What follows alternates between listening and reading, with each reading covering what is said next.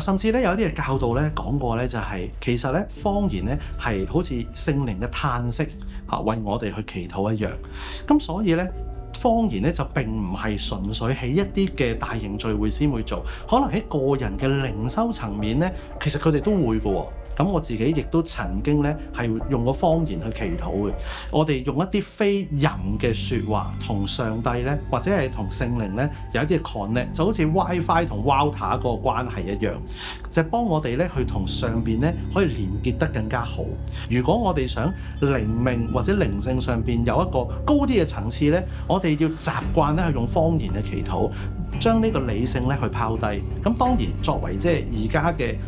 我啦，我對呢樣嘢係抱有啲質疑嘅態度嘅。咁因為始終我會認為我哋係無論同神溝通又好，同人溝通都好啦，我哋都應該帶住一個比較清晰嘅思維嘅。